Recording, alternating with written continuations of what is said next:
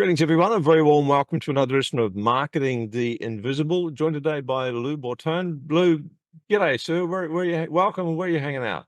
Hello, I'm in New Hampshire in the US, about an hour north of Boston, Mass. And you got spring right now. Is that right? Eventually, yes. Yeah. So spring is not Not sprung yet. yet. Not yet. Okay. I'm crossing fingers for you. Down under Yeah. here, we're in autumn, about to dive into winter. So off geography, off climate. Let's go back to you, Lou. Lou has been a pioneer and thought leader in the video space since before video started almost. You've been doing it that long, Lou. Since the launch of YouTube in 2005. So we're talking, gee, you're coming up for your 20th anniversary next year. Wow. And folks, if you, I just have to say, if you do videos right, they're engaging and they get cut through. And that's the biggest problem we have, particularly with the internet, is Mhm. getting that cut through amongst a million noisy messages that are coming flooding through Facebook and emails and everything else, getting that cut through. So a video done well gets cut through. And unless you get cut through, you have got a snowball's chance in hell of anything on your message. So this stuff is really, really important. And it may not be quite as hard as you think it is to do it. So we're going to unpack some of that with Lou right now. The title of this little interview is The Video Edge: How to Leverage, drumroll, AI and video to attract more leads and clients. I am so looking forward to this. Lou, thanks for being on the show again. Thank you. Let's kick off. Our 7 minutes is going to start now. Question number one: who is your ideal client? My ideal client is an established small business owner who has an open mind about technology and AI and is not afraid to be a little bit of an early adopter. I Right. don't work so much with newbies because the older I get, the less patience I have.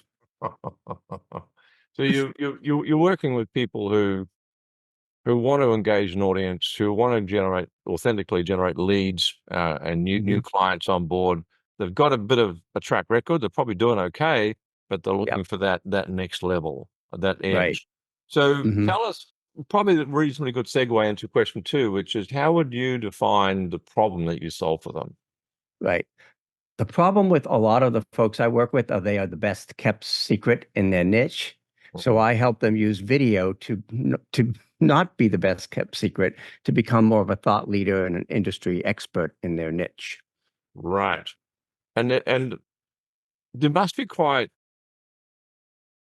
there's something special about the way you do videos that gets cut through, because folks, if you don't make the message simple and clear and engaging, it's just going to Hmm. be blah, blah, blah for people. So it's not enough just Yep. to do a video. There's a few things that we're going to unpack here, some top tips that'll help you with that. Hmm. What, so question three are the typical symptoms that people would be experiencing if they have a need for what your service is. And I suppose Yeah.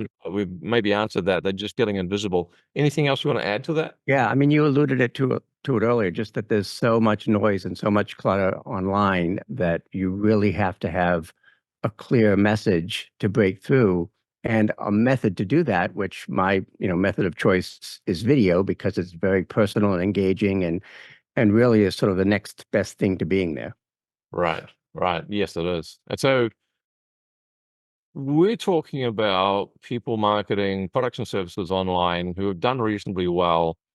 Almost by definition, they're growth orientated and they're going to be trying stuff all the time. Well, what would you say are some of the things they might have tried? New clients are saying to you, no, I tried this and didn't work. What are sort of some of Mhm. the mistakes that your new clients tell you that they've done, and maybe Right. unpack that a little bit? The biggest mistake is really not being consistent because video marketing, like any kind of marketing, is a marathon and not a sprint. It's like saying, like, well, I sent out 3 emails and nothing happened. It's like, yeah, nothing happened. So I did 2 videos on YouTube and they only got 14 views. It's like, well, Mm, to come back to me, or, let's talk when you've done 25 or 30 videos. It's really a matter of consistency okay. and really just focus and trying not to give up after your third YouTube video. It's that boring old but very true cliche that we just give up too soon. That Hmm. we do a thing, hopefully we do it well, and we expect that the world will be the path to our door.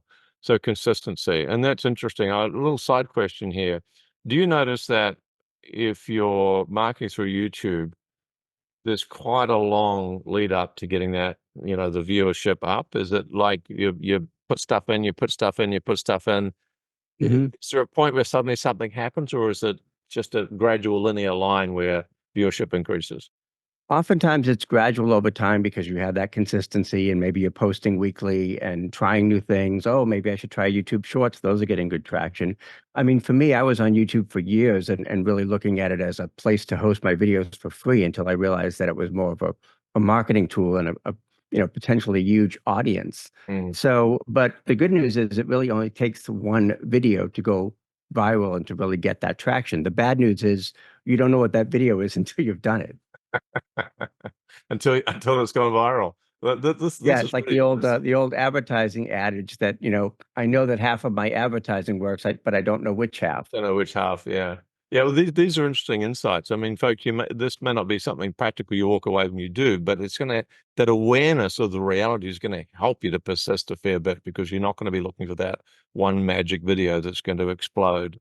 Um, Right, so let's flip this now and let's talk about top tips. What's one top right. tip you could give folks, in addition to what It's you've already said, a valuable free action that will help them take a mhm. step forward?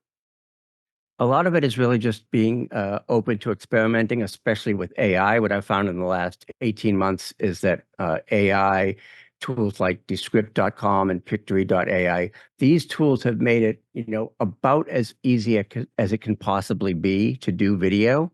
Mm. So now you can do more video, you can do better video, you can do it quicker, you can do it easier. And I think it makes it a lot more accessible. And, people are not quite as afraid of it because, oh, I have these tools to assist me. I can use Descript.com to take out all my ums and ahs and sound smarter than I am. I can use Pictory.ai to, put in a prompt and get a video. Now, obviously, it's not cut and paste simple, but it's a lot simpler than it was a year ago. Right. And folks, you don't need to rewind the video to get those names, because we've got something for you in the next which is going to help you reference some of the tools you need. Question 6, valuable free resource. Where can people find and get more about videos and the use of AI?